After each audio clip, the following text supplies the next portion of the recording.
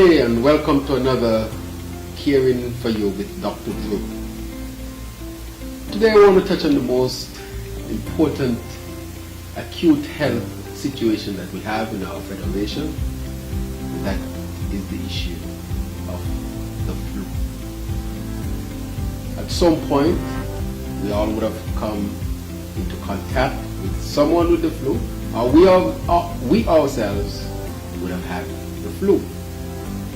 So, what is the flu really?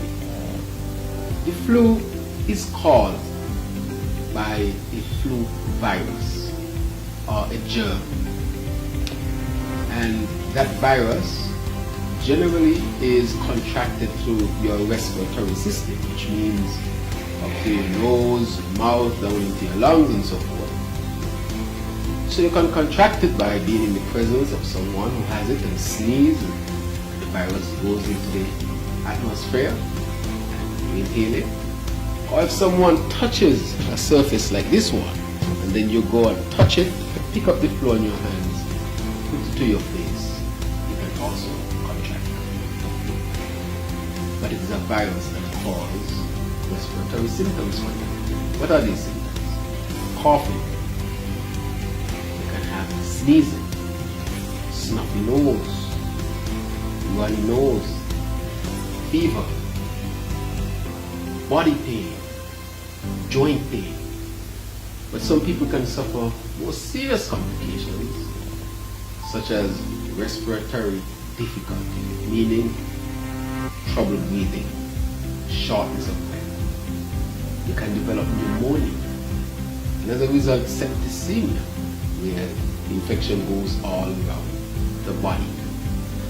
Most people with the flu have mild symptoms, and so they treat themselves at home and don't even have to see a doctor. Others may want to see a doctor to get some symptomatic treatment, and others end up in the hospital, even the ICU, and some may even die.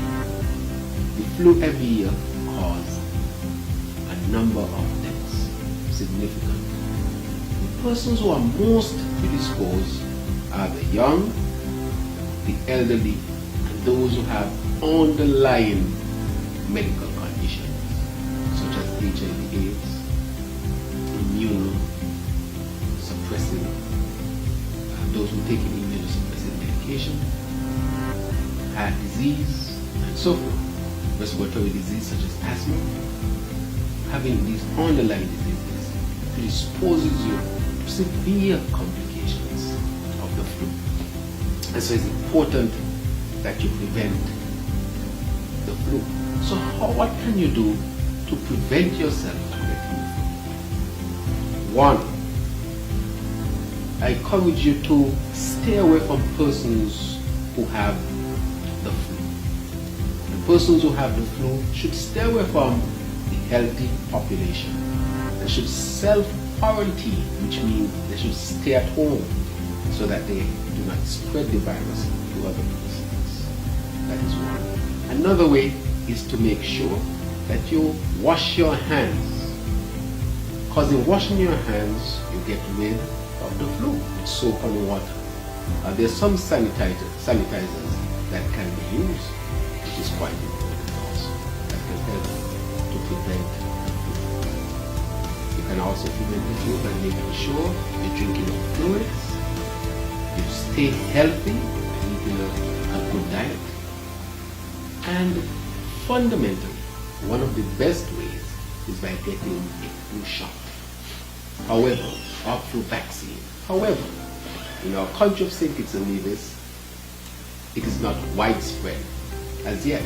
And we hope that one day the flu vaccine will be available to all so that we can have another arsenal to prevent the flu, its complication, and its spread. Now, I've spoke about how you catch it, how you can prevent it, the symptoms of the flu. But how can you treat it? Now, the flu has specific treatment. Years ago, you just treated symptomatically, but now we have specific medication. But it'll go through non-pharmacological ways of treating it, which means ways that do not require any specific medication. Then I'll mention medications that can be used. In the first instance, you should drink plenty of fluids. Remaining hydrated during the flu is important because the flu can dehydrate you, and dehydration has its own complications. Not only that, but dehydration helps to make the secretions more fluid so that it can be excreted easier. The second thing is to ensure that if you're having a high fever, that you can take showers. That is a non-pharmacological way or a non-use of medication to lower the temperature. Having showers that brings down temperature, especially in children, is used very often. Have to make sure that you eat if you can eat, so that your nutrition status remains adequate, so that your body can fight the virus. And don't ever forget rest. Rest is important. I know a lot of people like to say, I have the flu and I'm going to go for a run to beat the flu. I'm not sure about that.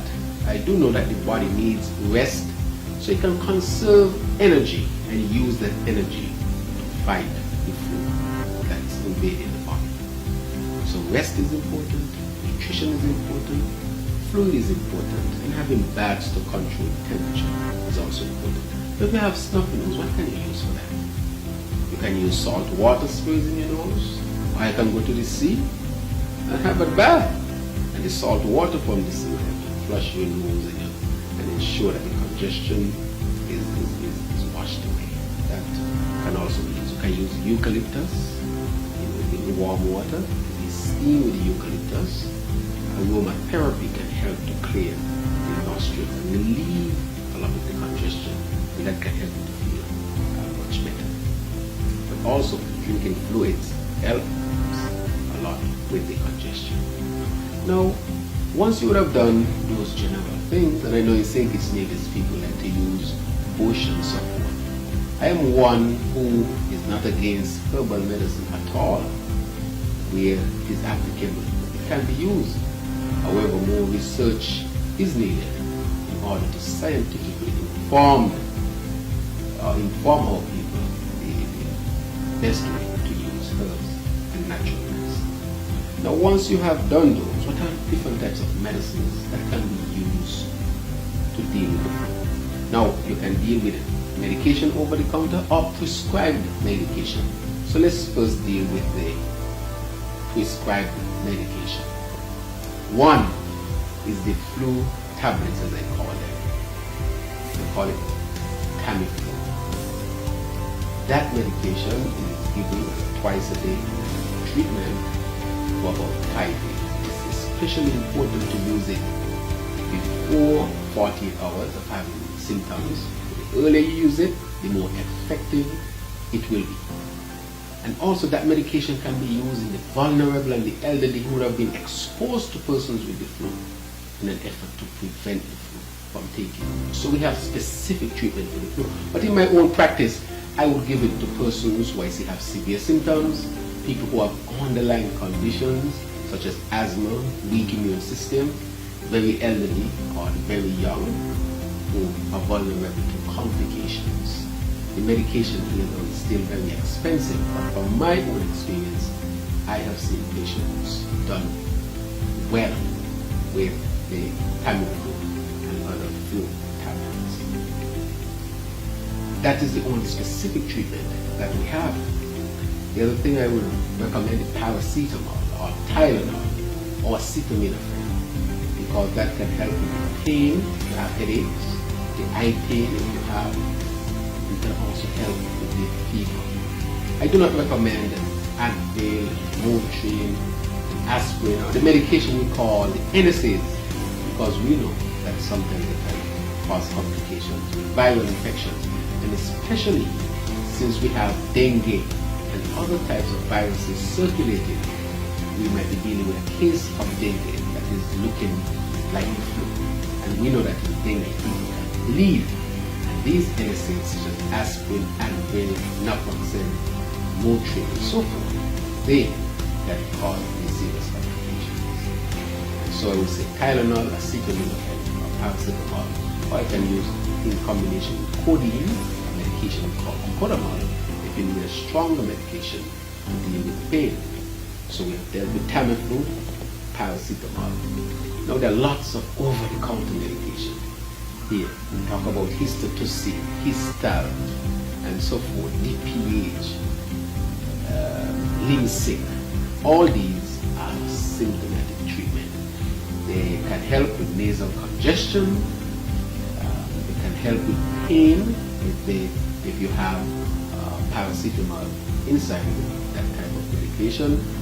And so some of them can even make you drowsy because they have antihistamines to help with the secretions and the sneezing and so forth. That too can help. So a lot of people go for them and they can help. Now, what about vitamin C? The research is not so clear on vitamin C, but there's some anecdotes out there that suggest maybe vitamin C can help the very elderly or the young. So there's a chance that it might help. Sometimes they do prescribe vitamin C for our patients. Now once the patient has come and diagnosed and is being treated, sometimes you have to follow up the patient to look for complications and so forth. If the patient has bad cough and you think they might be developing pneumonia, that might need a different approach. So people might need to be admitted to receive antibiotics intravenous to ensure that they maintain their health. And so that is also very important. But most people recover and completely recover. So that is not a serious issue. But the few who suffer complications are those who need to go to the hospital and be managed by a specialist at the hospital for complications such as respiratory septicemia, pneumonia, and other types of serious complications. And I hope that the information we shared will help you to protect yourself and your family, our country and our region, because once and for all, we have to get the hand